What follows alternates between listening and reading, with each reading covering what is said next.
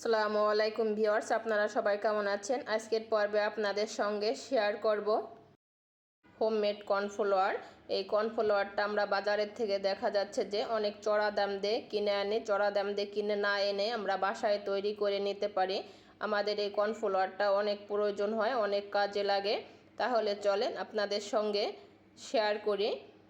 আমি মিক্সিং একটা বল নিয়েছি, বলের ভিতরে দিয়ে দিচ্ছি 125 গ্রাম, অর্থাৎ এক পোয়া। আমি এখানে 125 গ্রামের আর অর্ধেক দিয়ে দিব, মোট আমি 1.5 পোয়া এখানে ভুট্টা দিব। ভুট্টাটাকে ভালো করে ধুয়ে নিয়েছি। ধুয়ে এখন আমি পর্যাপ্ত পরিমাণ পানি দিয়ে ভিজিয়ে রাখবো পুরো একটা রাত ভরে ভিজিয়ে না রাখলে দেখা যাচ্ছে যে ভুট্টাগুলো ভিজবে না। দেখতেই পাচ্ছেন আমি ভুট্টাগুলো পুরো একটা রাত ভরে ভিজিয়ে রেখেছিলাম। অনেকটা ফুলে ডাবল হয়ে গেছে এবং অনেকটা নরম হয়ে গেছে। এভাবে ভিজিয়ে রাখতে হবে। আমি একটা ব্লেন্ডারের জাগের ভিতরে ভুট্টা অর্ধেক দিয়ে দিচ্ছি। অর্ধেক দিয়ে পরিমাণ মতো পানি দিয়ে আমি ব্লেন্ডার করে নিব। মিহি করে ব্লেন্ডার করে নিতে হবে।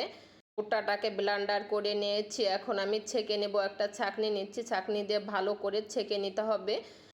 ভালো করে ছেঁকে নিলে দেখা যাচ্ছে যে আপনার ভুট্টার যে তুষের মতো একটা থাকে ছুবলা ছুবলা, ওটা বের হয়ে যাবে। দেখতেই পাচ্ছেন আমি ভালো করে চেলে নিয়েছি। অনেকটা তুষ তুষ হয়েছে, দেখতেই পাচ্ছেন। আমি ভুট্টাটাকে চেলে নিয়েছি, অনেকটা দুধের মতো হয়েছে।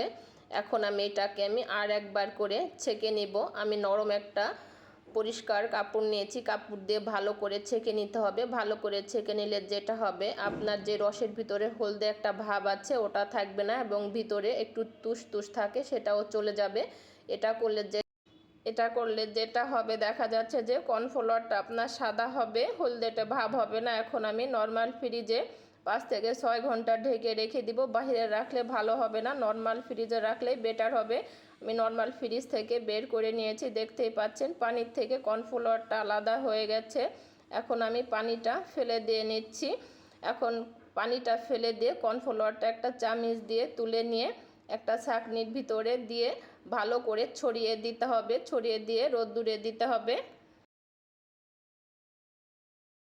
ছড়িয়ে দিয়ে রোদ্দুরে দিব শুকানোর জন্য। টানা রোদ্দুরে দিতে হবে, মেঘলা মেঘলা ভাব, তখন এটা করা যাবে না।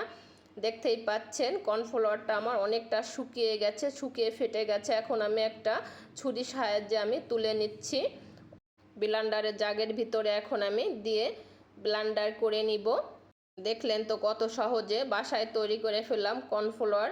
এই ভুট্টাটা আপনারা যে কোনো মুদি দোকানে পাবেন এবং অনেক সময় দেখা যাচ্ছে যে সিজনের সময় আপনারা রেখে দিতে পারেন রোদ্দুরি দিয়ে। দেখলেন তো কত সহজে বাসায় তৈরি করে নিলাম কর্নফ্লাওয়ার। আপনারা আমার রেসিপিটা ফলো করে এভাবে বাসায় তৈরি করে নিতে পারেন। আর দোকান থেকে চড়া দাম দিয়ে কিনতে হবে না। আমরা যদি বাসায় তৈরি করে নিতে পারি তাহলে দোকান থেকে কেন কিনতে যাব।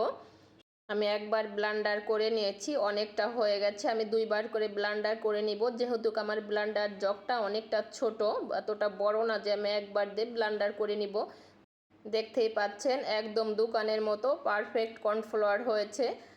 কর্নফ্লাওয়ার অনেকটা হয়েছে। আমি কর্নফ্লাওয়ারটা মেপেছি, 225 গ্রাম হয়েছে।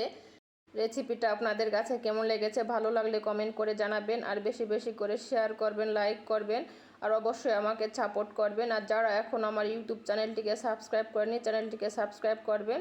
আল্লাহ হাফেজ।